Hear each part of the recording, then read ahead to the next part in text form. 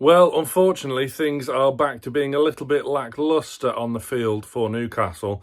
And the bottom line is the reason is the same. And guess what? It's not. It's not Eddie Howe.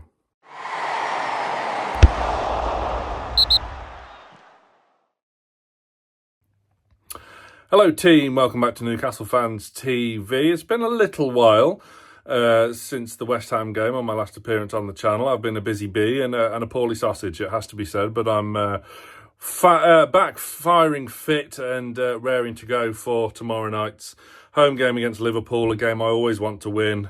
So I've been disappointed, as of all of you, no doubt, over the past near decade now since our last win against them. It's going to be tough for sure, but yeah, prior to this, two very disappointing games. Palace, of course, and West Ham, which was terrible. And look, without wanting this to become a rant and to retread old ground, the bottom line is it's not the fault of Eddie Howe. Yes, he's not blameless, because is he getting the most out of his players at the moment, which he's so famous for? The answer is no. He said in his press conference today he's looking for new solutions and he's experimenting. And yes, it's not the most ideal time to be doing this. That's a time for pre-season, but this is the situation we're in. The bottom line is it's PSR. And you will see that now I've said that, why I don't want to turn this into a rant or just going over old ground and things that we've said 20 million times before. But that is the fact that remains. We've not been able to strengthen properly in the past two transfer windows. And this could be a joint venture with an Aston Villa fan channel. It really could, because they're in the exact same boat and it's really coming to the fore now. No wins in 8 for Villa. They've had their momentous night in the Champions League, defeating Bayern Munich. Yes, with the new format, they've had a couple of easy fixtures, let's face it. Bologna at home and Young Boys away is games that we would have won also, you would like to think. But yeah, they've had their big headline win against Bayern Munich, and now things are kind of taking its toll. They've had a few disappointing results in the league, knocked out of the League Cup, and now a couple of disappointing results in the Champions League as well. And they're in the exact same boat as us, having to sell players to satisfy PSR. They're also boxing clever, doing dealings between the same clubs and whatnot, and it's what you have to do. The reality of the situation, it stinks. We know full well what PSR encourages to do now to teams to try and get round it is sell your academy players. And for the likes of Chelsea, that's what they're very good at, and it's nothing new to them. Let's not forget, look, a whole host of players that were in the Chelsea academy, or at least in the Chelsea loan development squad here over the past 10, 15 years, that they've sold on for a profit and have gone on to do much bigger and better things at different clubs. Tremendous talent there. And that's what we're not good at. We're not a good selling club. The only one we had to sell of any real quality is Alan St. Maximin, who went for too cheap.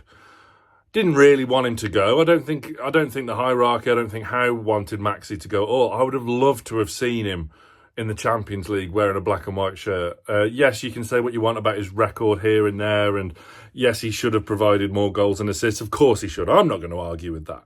But I would have loved to have seen him play for us in the Champions League and still be with us now. And this is why, again, the likes of Chelsea, Manchester United can spend upwards of £1 billion. Chelsea have two first-team squads, in essence, kind of dovetailing their Premier League campaign, which you would say, aside from Liverpool being well and true streaks ahead of the rest at the moment, they're part of the chasing pack with Arsenal and Manchester City.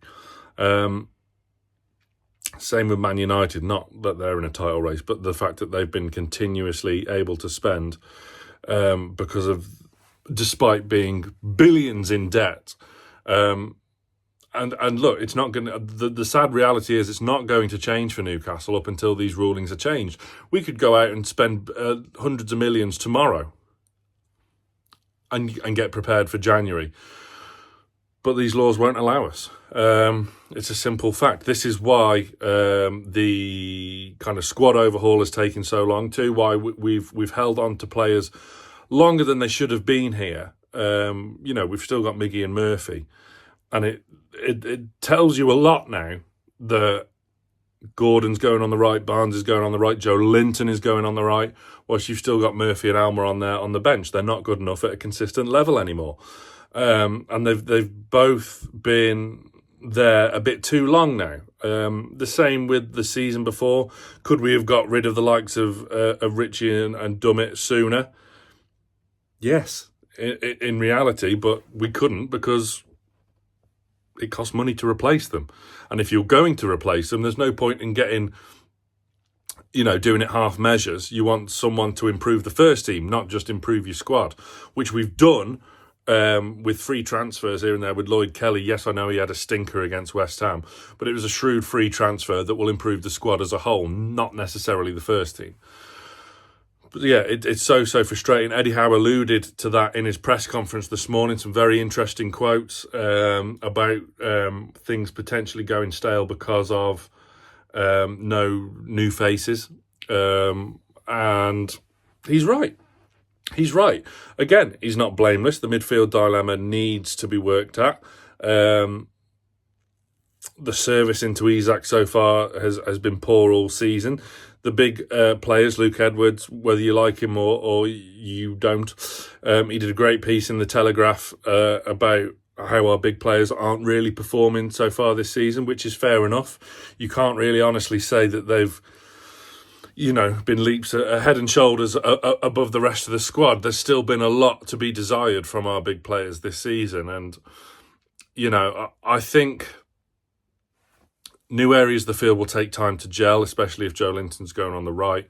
If you're having this midfield three, which I like, of Willock on the left, Tonali has to be in the middle and Bruno on the right. That'll need time to gel and get things going. But obviously, when your remit is to get in Europe,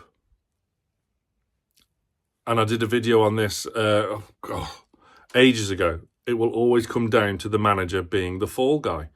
And it will fall on Eddie Howe's shoulders, despite the lack of dealings being so out of his hands. Look, you can nitpick and pinpoint crap deals here and there, but guess what? Every club does them. So we're not the only one. I know Asula isn't, it's still early days for him. You don't want to write him off completely, but is he going to be a Newcastle United first team player in 5 years' time? I highly doubt it, but you never know. But look, one thing is for sure, Howe in the side does have the support of the stands, and they will get it tomorrow night as well at home to Liverpool. Fingers crossed we can have a big performance, which we've done against the big teams, especially at home this season. And we have played them at home in the first half of the season, which is a bit of a concern heading into post-January and on to the run-in, because we'll have a lot of difficult fixtures away from home in particular. But look, one game at a time.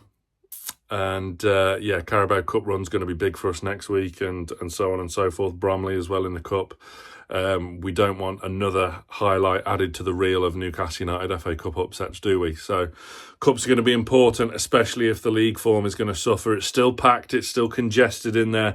We've missed a lot of opportunities to pick up points, but it's still all to play for. I'm trying to remain positive. But Howe and the players will retain their support in the stands tomorrow night, and hopefully we can get a big result tomorrow night. Let me know what you guys think. Add in some predictions as well. Don't forget to hit the like button, and of course, stay tuned to Newcastle Fans TV.